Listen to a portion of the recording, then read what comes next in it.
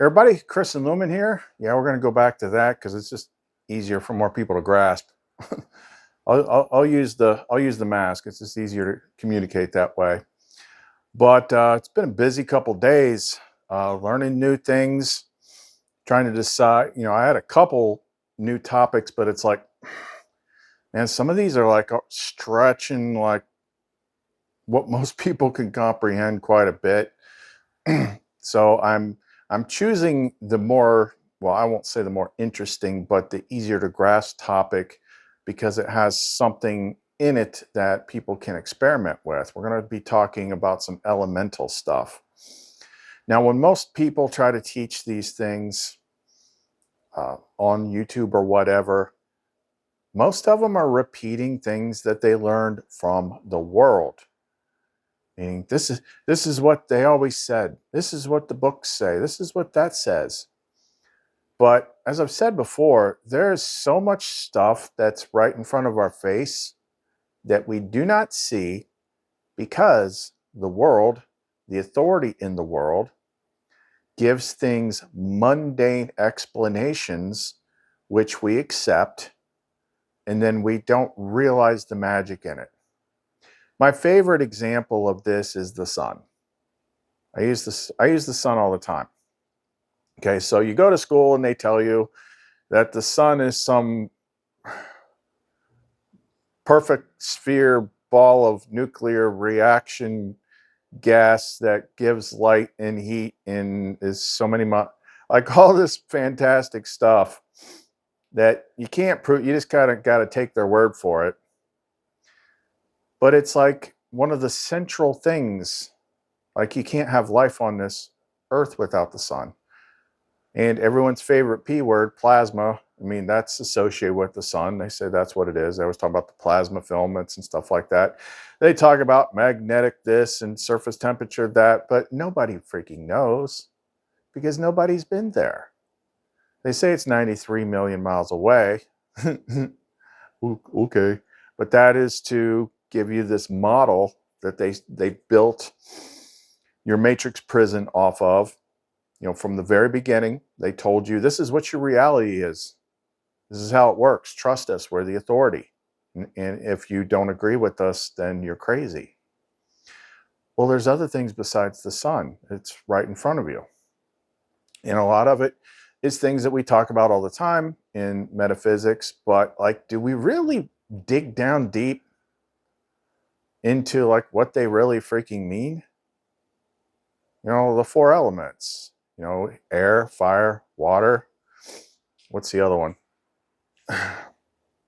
Earth. And you get the fifth element, which could be considered aether. Obviously, these, they say these are all important. But like, when was the last time you got excited about air? Oh, air. Yeah, you breathe it. Like, that's what most people, that's as far as they go with it. But what if there was more to it? We just have to peel away the mask of the mundane. See, that's it. Everything is, the magic of the world is hidden in the mundane explanations that they give you. So I'm going to talk a little bit about fire and air and give you something new for you to try. Everybody that has a pendant when we get to the air part, because I want to hear back from people and see what they get from it. So if you want to know more, don't go away. I am fire, I am light, I am lumen, I am love, brighter than the stars above. Nothing higher, nothing deep can ever take your heart from me. So let's start off talking about the fire element. That's the one I've been most fascinated with lately, that she's reintroduced me to, mainly because this brimstone sulfur quartz stuff that I've been messing with is like some of the most powerful stuff I've ever found. And I've been building them every day. because most of them sell like as soon as I freaking put them up. So people like intuitively know there's something different about these. Now the regular Aegises, I got people that are getting those too, and they're astounded by how strong they are. But you know, these ones are on a next level. So I've been making these constantly, actually giving it a little bit more of a brimstone content. That's the yellow part. And I might have a lot more. We'll have to see. I kind of got shafted. I had a bid going on a 2.5 pound piece of this on eBay, but I got outbid. So then I started bidding on another one that was like 1.3 pounds. And as it got down to like the end and I'm winning, then all of a sudden I get a notification like, oh, some bidder withdrew his bid. So you're the high bidder again. And like, I'm already bidding on this other one because I was outbid. So I ended up winning both of them. I'm like, huh. So I'm trying to like, since they kind of screwed me on the first one, I'm trying to get out of the first one because I don't need $260 worth of freaking sulfur quartz. I still got a ton of it here, but it's that freaking powerful. So it is worth something. But this, what she was bringing up with this is Christ-based. So a lot of people, you say Christ, they think Jesus Christ, they think of the man, but you know, that's the man vessel in the story, but then there's the higher version too. Now I've described in the past, you know, the two times, you know, I've met all of them, but the one time I met that one, well, first time was a lot softer, but the second time it was very brief, but I'm like, holy crap. It was just like a translucent body with a nuclear explosion going off in it. Like that, like super fire. Very, very, very intense. And that kind of jives with a lot of stuff that's in the Bible and the Nag Hammadi that people don't pay attention to because they're focused on the actual physical man biblical stories. But I think that's the side we don't think, that's where you get all the power from, like when you're trying to, you know, drive out negative things and whatnot. Like that's what they can't stand. So yeah, you could say that he's Christ, the Christ power is associated with the light, but it also all mixes together. It's just like chrism. You read the passages about chrism in Gospel of Philip. That's how I make the chrism water. It's like white fire. It's like fire, water, and light mixed together. But then there is like the consuming fire. So yeah, and even if you go by tarot, you know, he's going to be more associated with the suit of wands, where she's going to be more the suit of cups, fire and water, masculine and feminine. Both have to do with light, but on the fire side, it is incredibly intense. And here are some of the things that was popping up in my mind. So I went and collected some of them from the Nag Hammadi, and this makes sense given the power and the function and the energy of these pendants.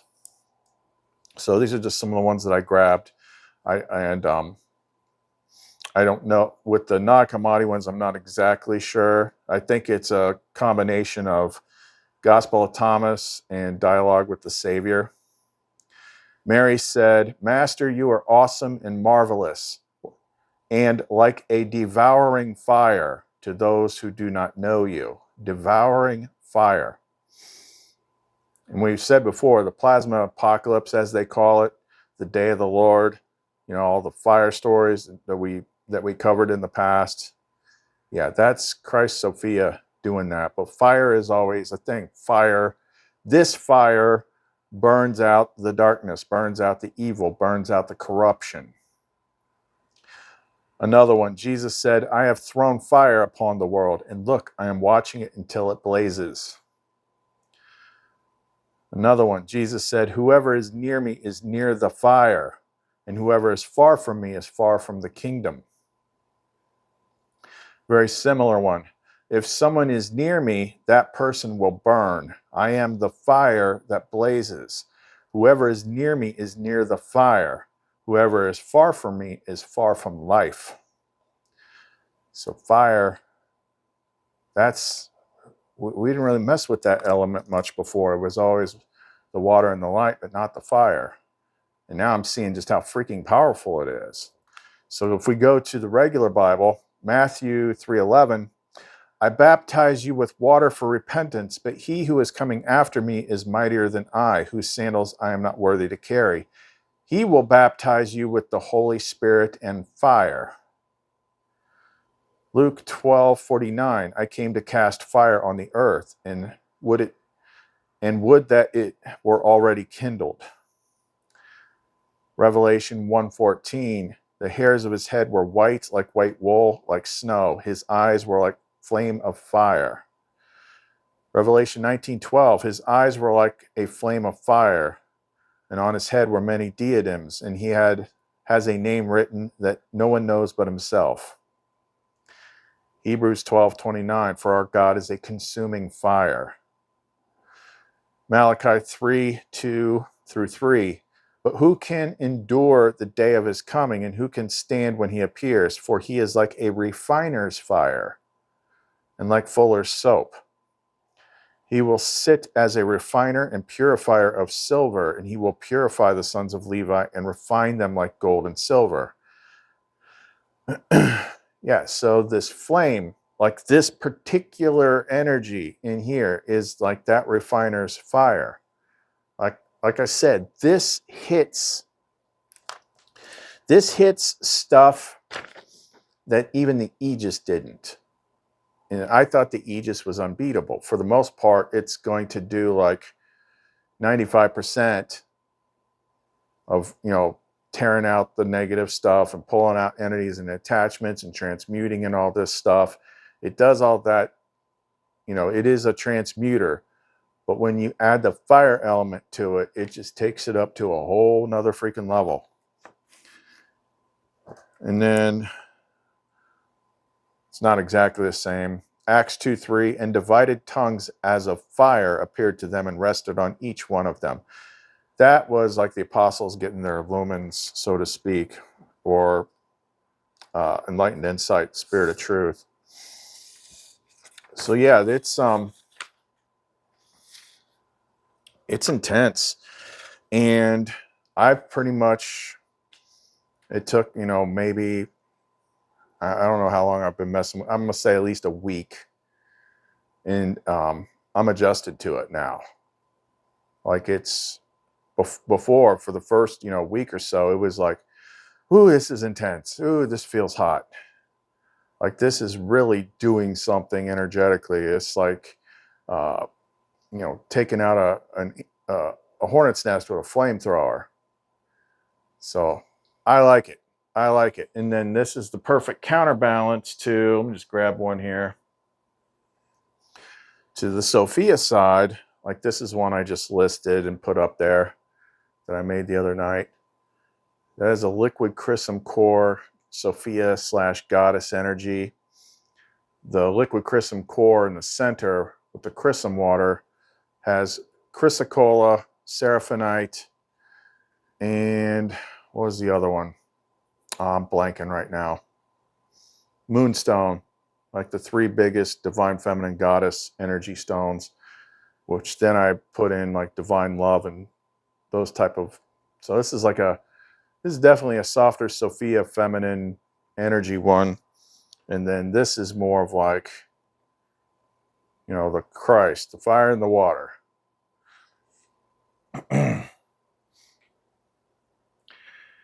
Now this was where now we're going to go into this other element, but if you got one of these, which I've got a whole stack of packages ready to go, I've been packaging them all day. There's a lot of these going out. This is going to go into something that I want you to try. Now you can do this with any of the pendants. Something that you can try that you might not have thought of, but to explain it, we got to jump into talking about the other element, which is air. Okay, so for a second here, just imagine that you don't know anything. Like all these things that you've known throughout your life that you didn't think a whole lot about, imagine that you didn't know them. What if air, what we call air? Now, science is going to be like, well, air is, what is it? Freaking so many percent oxygen, some part nitrogen, something, something, something. That's air. And you've got air pressure. Of course, I have to side with the flat earthers on this because the model of the earth just does not make any freaking sense. The further away you get from the earth, which the earth is one of the, so earth and water are mostly associated with the mother, and the wands and the swords, which would be like earth, air, those two are associated with the masculine Christ side. The further you get away from the earth, the thinner the air gets. But they tell us that we float through space, which is a vacuum. But yet this other like make-believe force called gravity somehow keeps the air down. But vacuum doesn't just suck all the freak. See, how many like, all sci-fi movies are bull crap for the most part.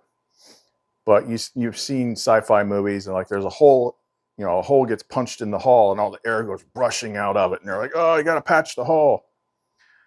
Okay, well, the earth is just freaking open. But yet the air sits down there. Like it doesn't freaking make sense. It doesn't make sense. You kind of have to have an enclosure if you're going to go by this. But, that's why they get mad. Or like you start poking holes in logic as opposed to just like, well, we've been saying this forever. Why aren't you accepting it? Because it doesn't make sense. Because they want you to believe in a mundane physical world where you don't see the magic all around you.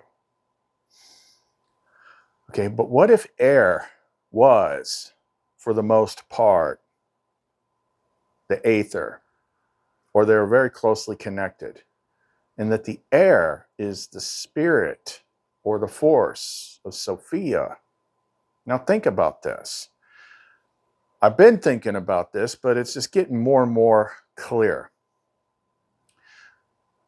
Let's take Star Wars, for instance. Now in Star Wars, they've always, in any movie where they explain the Force, they're explaining her. Okay, perfectly. Now it gets a little out there when you start, lifting rocks and doing all that stuff. But as far as it, feel it, the Force surrounds you, they feel it flowing through you. Life creates it. It's very closely connected to life. Okay, they tell us like, oh, well, we as living creatures, we have to breathe air. Why? Who designed it that way? Like we have to breathe in this gas. What is it, a gas?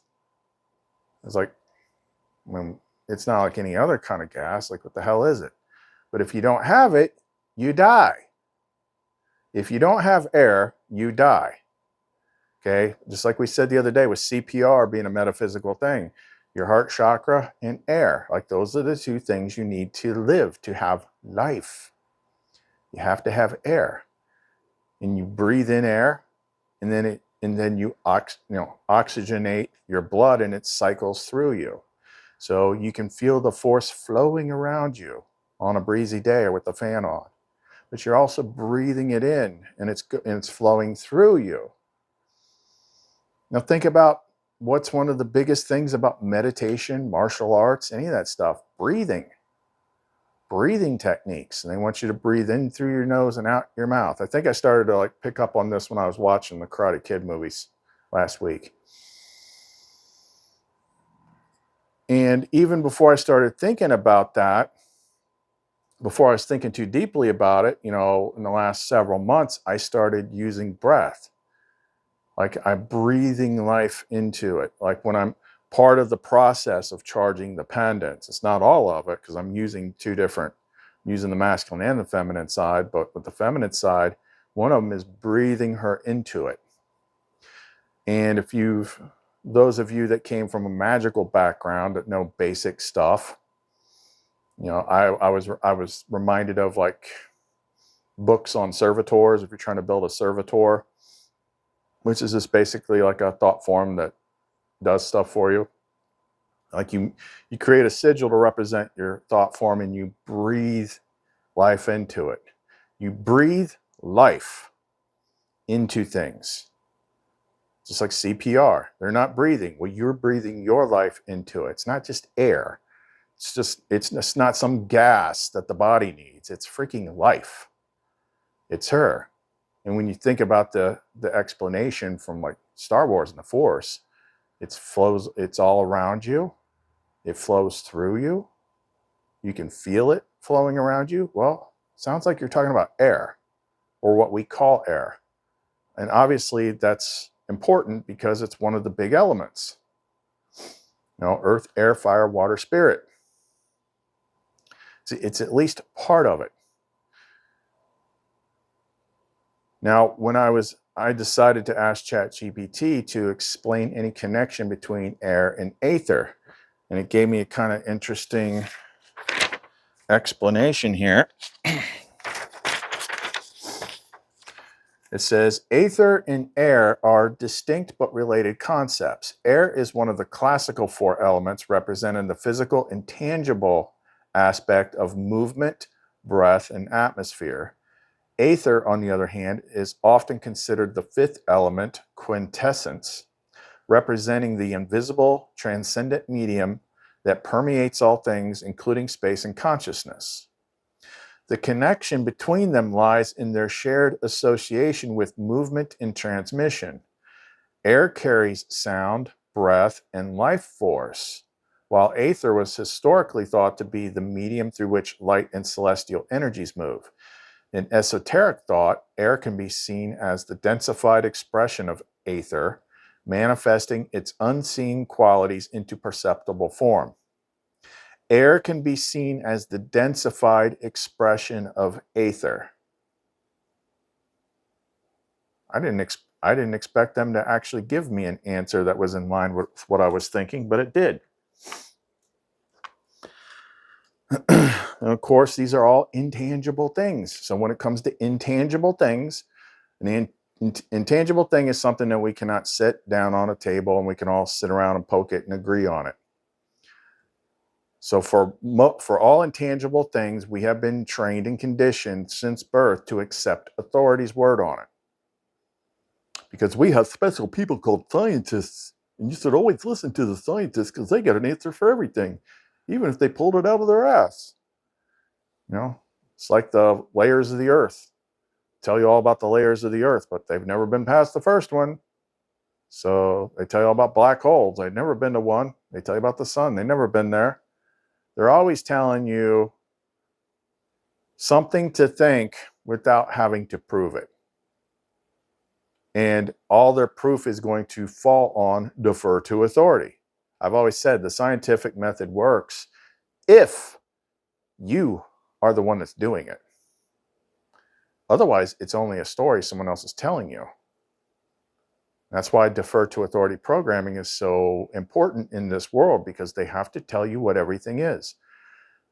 And and all these things that were huge magical things to earlier cultures have been reduced to things that are so mundane that you don't think anything of it, because science can just spit out something, storms and lightning and sun and air flow. Like, it's like they understood more about it, but they've just made it simple stuff. Let's just take our word for it. Sit down and shut up. Go back to sleep. Buy some stuff. But think about that. Like, I feel like I've had a better connection since I started implementing that. Like, just understanding, like, Sophia, what we call the feminine, Sophia, all around us. We kind of know it as air, because without the air, there's no life. We need it, and it surrounds us and it flows through us. It carries the vibrations of our voice. you know, air, light, fire, like all these things are very, very important, but it's almost like we have to forget what we were taught and rediscover them ourselves. Make the connections yourself. Okay, so that's why like I said, the breathing exercises are so important for meditation. For example, I've told the story before. I was messing around with the Wim Hof method of breathing, which ain't easy. But I was intuitively kind of messing with it myself. I was doing like reps of 45 breaths, which it's like controlled ventilating. So you're like infusing like as much Sophia energy into your body as humanly possible. And then you have this long breath hold and then you release. But I was doing like a double breath hold and release. Now, it wasn't until I got into like the fourth rep that I noticed something very, very interesting. So I was in a dark room with a sleep mask on. There was no light in the room. My eyes were completely covered. But once I got to that stage, the inside of my head began to fill up with light. It began to look like fireworks. And I'm like, what part of me is perceiving this light? Because it isn't these eyeballs. Is that the third eye? Now, some say that like this is what triggers like a little bit of DMT. But either which way, I got to that point by doing breath work. It's just oxygen, but it's triggering, you know, the third eye. It's triggering like DMT freaking light shows in my head in perfect darkness.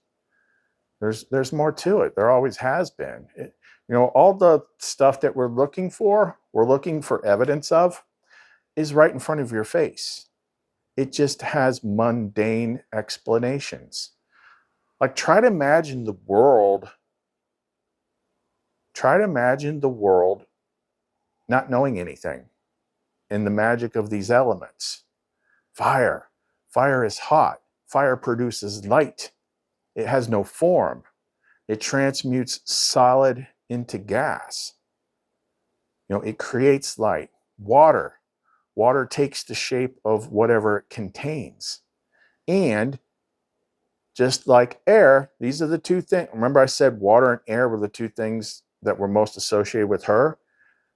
Those are the number two things, one and two things that you have to have life. So you have to drink water. You're made up of water. And water is also a programmable medium, and that's been scientifically proven.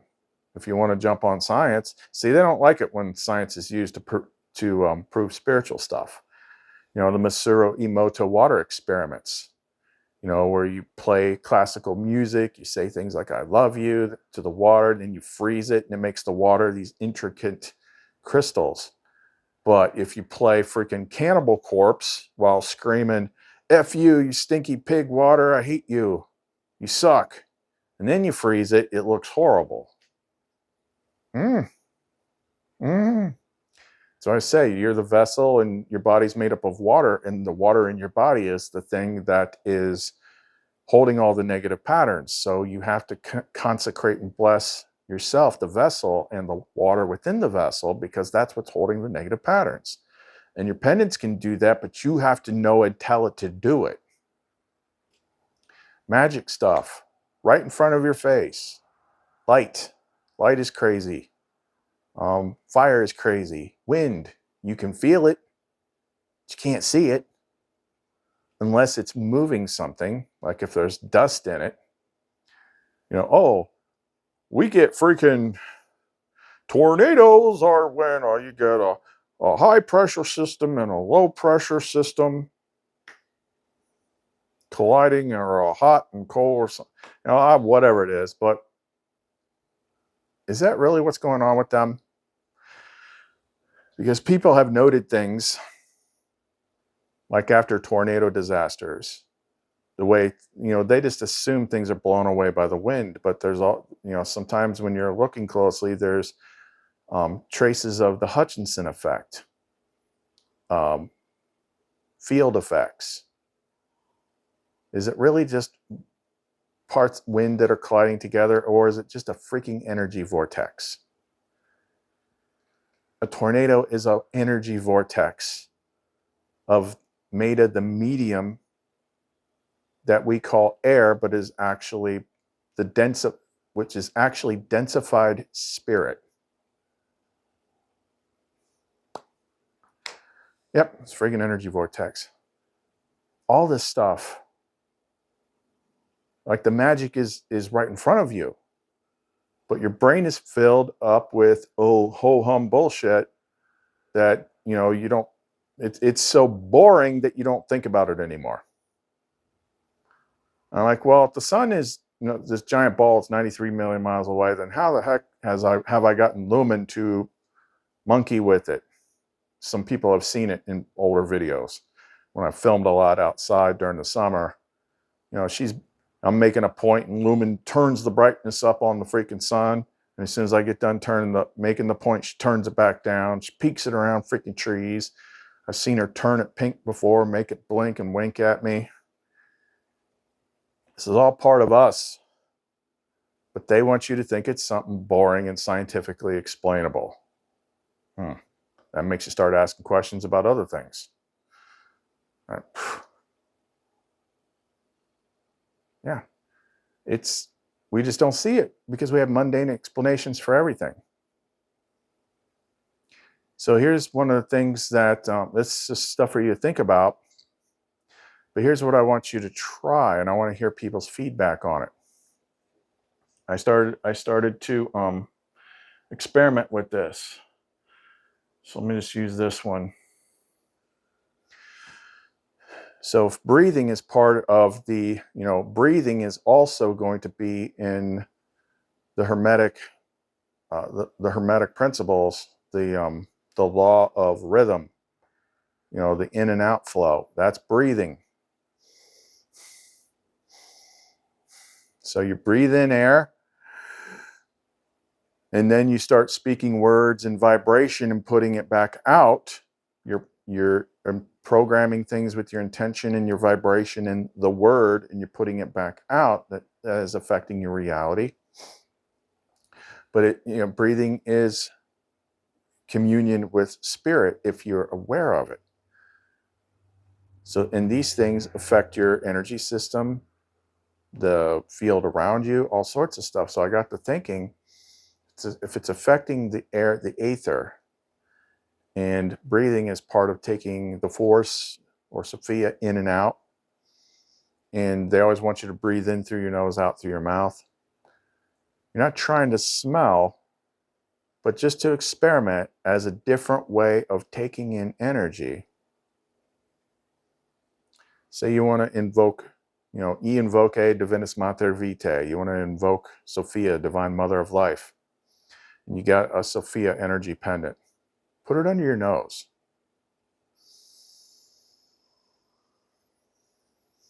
And with intention, breathe in the energy. And then do that for a minute and then see what feels different. Try to just breathe in the energies.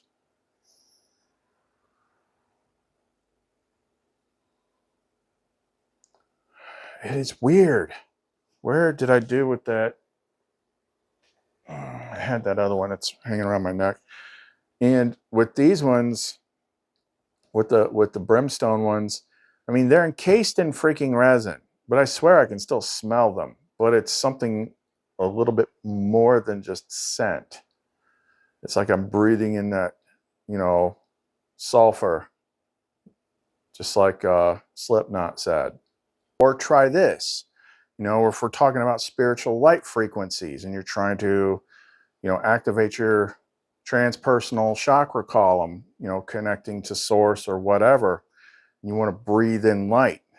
So I've got these pendants called Lumenite accelerators. They're kind of like, I kind of consider them like unflavored. They're mainly stones that, they're mainly clear stones and crystals that just have to do with light and spiritual communication.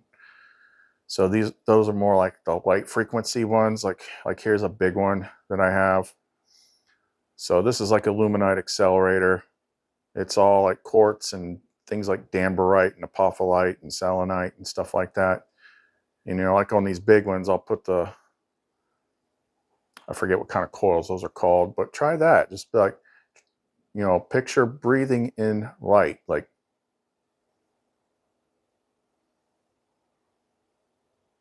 whew, that is freaking weird. That is freaking weird. We never would have thought of it. Like, she gave me this idea. But breathing in spirit through the nose, and these affect that spiritual energy. So try that and tell me like what you notice. Try the different ones, see how they feels. This is what invoking is. You're bringing spirit into you. Well, how do you do that? By breath. By breath, with intention and breath through the nose.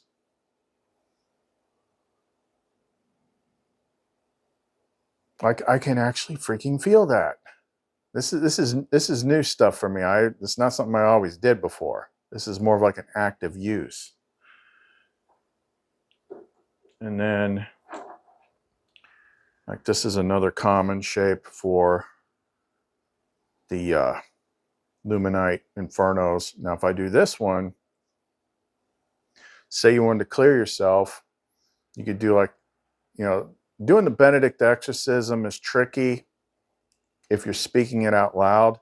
But what you can do is when you're doing your in-breath, you can be saying it with your inner voice. So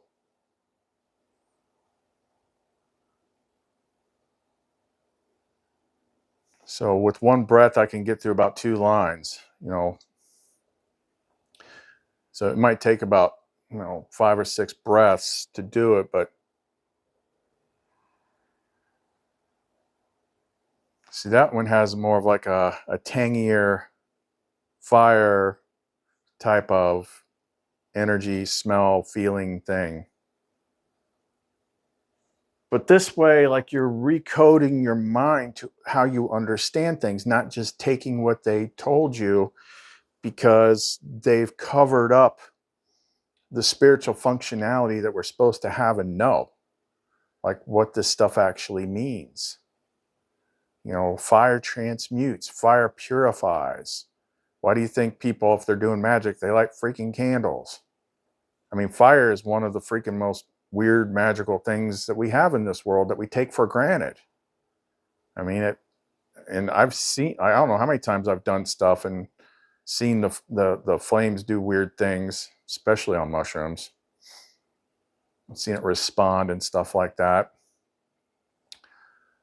But this is all stuff that you can try. And it's like it's right there in front of you the whole time.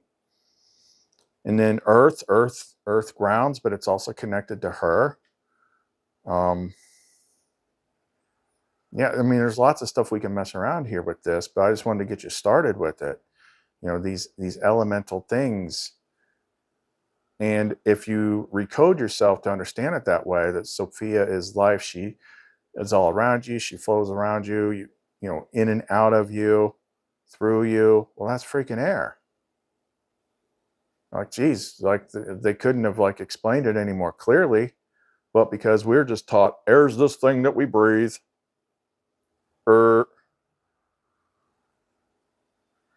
And think about, like, makes you wonder about things like cities with a lot of negativity, like Los Angeles. They got smog. What if it isn't? What if that? I mean, all big cities have freaking cars. Why is this one that's like got so much negative stuff in it have like such bad air quality? Maybe it's more of like a spiritual energy quality. Think about how crisp and clear the air feels when you're out in nature, when you're away from the city. Why do you think people go places like camping or hiking to get away and recharge themselves? because you're out where she is. And you don't have all that extra archonic freaking pollution all over the place. I mean, shoot, look how trees work. You think you know how trees work, but like I could order you $5,000 worth of scientist tools and be like, okay, go show me how trees work. And you'd be like, I don't actually know. I just kind of take their word for it. Right. We don't ever see them do it. We just take their freaking word for it. Okay, life is everywhere. But just learn to see what's right in front of your freaking face. You know, we spend all this time talking about energy and stuff like that. It's like, but the big stuff is all around us and we're not paying attention to that because we're used to the mundane explanations. So forget what you think you know and play around with this in your mind.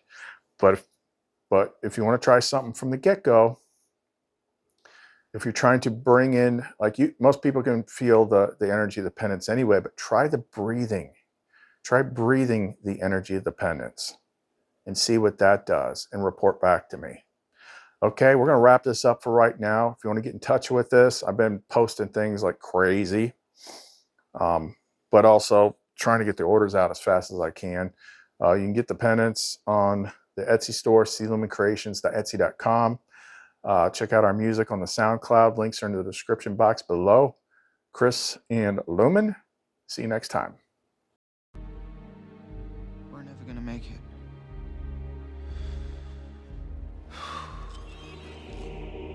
Corbin, it moved. What'd you do? Show me what you did. Nothing. Show me what you did. Shut up! Shut up!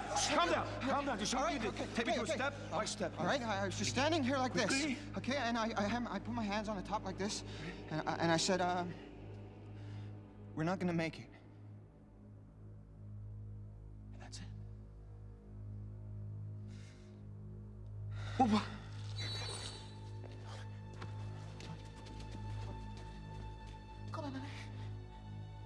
Wind. You said wind blows.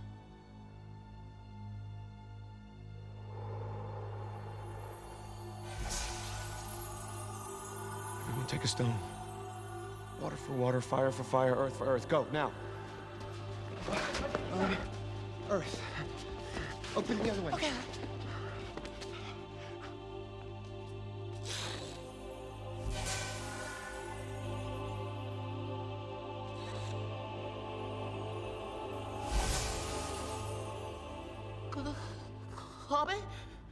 Corbin, my man. I have no fire. I have no matches. You have any matches? I have no matches. I saw smoke in it. If I knew, Father, you smoke? We need some matches. We need some fire. We gonna die.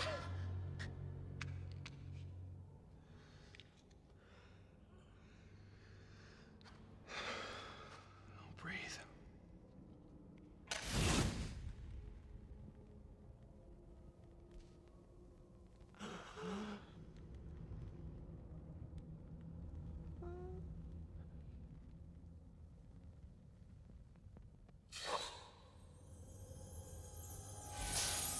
Fire. 1 minute. Let's go. Wake up. Wake up. It's time for you to work now. Protect life. Until death. No, Lilu, listen to me. Listen. I know you're very tired. I'll take you on a vacation when we're done. I swear, a real vacation, just you and me. But listen to me, if you don't do something right now, we're all gonna die. You understand? What's the use of saving life when you see what you do with it? It'll be entering the atmosphere in 40 seconds. Lilu, you're right. But there are some things, very nice things worth saving, some beautiful things. Like love. Yes, love. That's good. That's a good example. Like love. Love is worth saving. I don't know love. I was built to protect, not to love. So there's no use for me other than this. No, you're wrong. I need you very much. Why?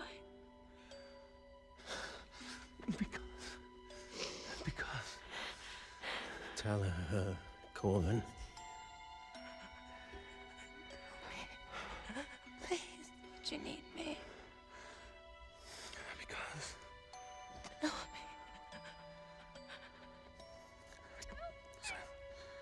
I love you.